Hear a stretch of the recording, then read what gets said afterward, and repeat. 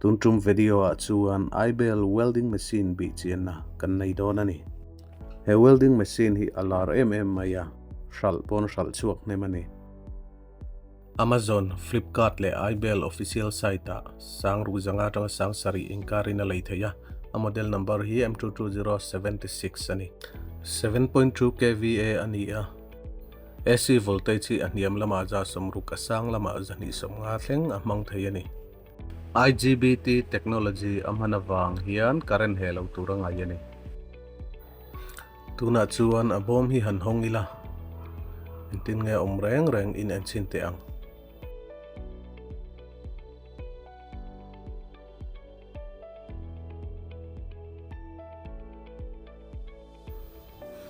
Oh, mai ko ra oma ama ero chu achia ani mela ei athlon dai maya atarmita hian sensor omlova adum top ang ji khani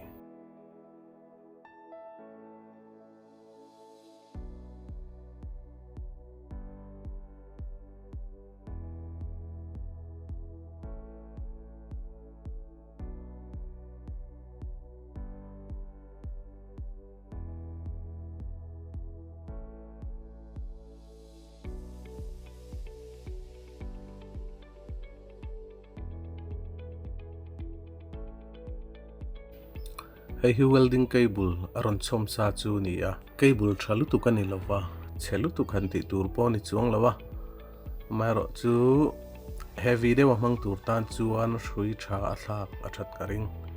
electrode holder zok hi metal thum vel sei ani karinga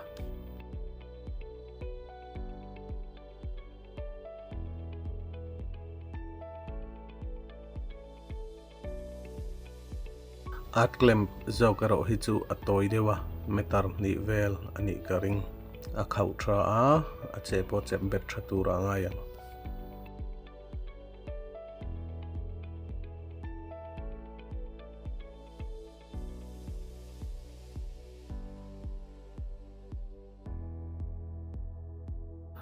brush te achoma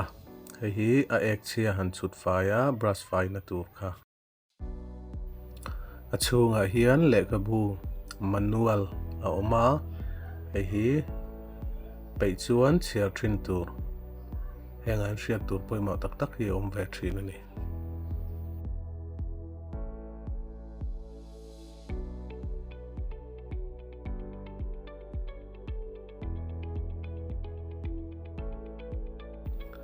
hei hi a welding caliper chu ani a atea azang fel fai maya in chung han lon pui le khoi mo han va son puya po a ol sam viau don ani hi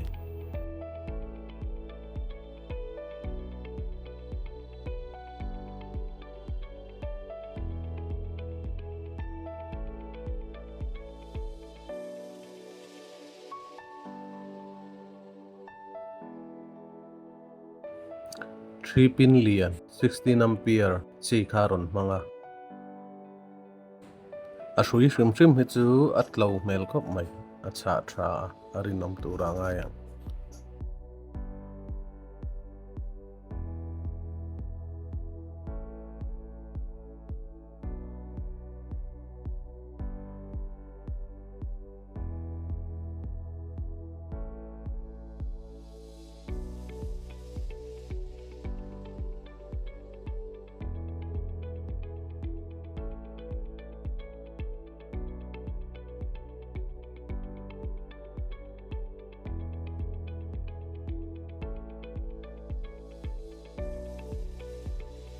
chung lama hian power overheat overcurrent indicator a oma ampere LED display anei bokani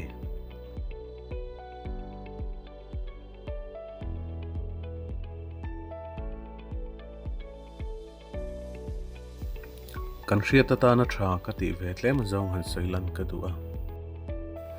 athiam sa le a hresa tan chuan nin omani mai thaya mairo chu inzir ve du te hra ve du te kanom takin kan tar lang don ani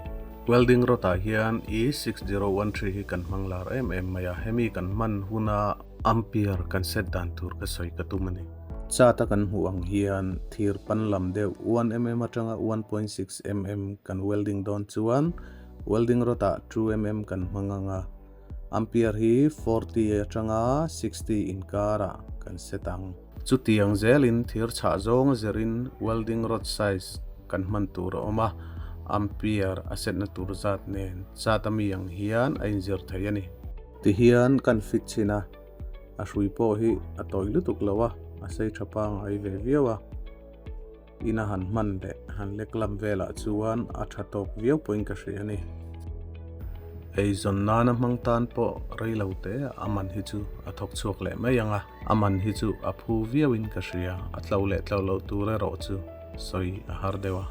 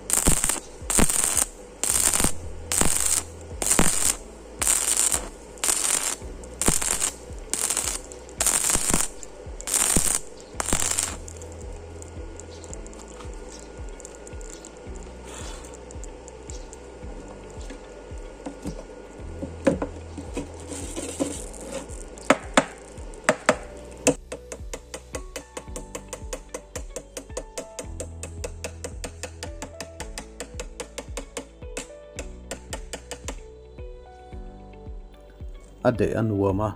akang traboka a ek chia ti fai po hi a har lem lo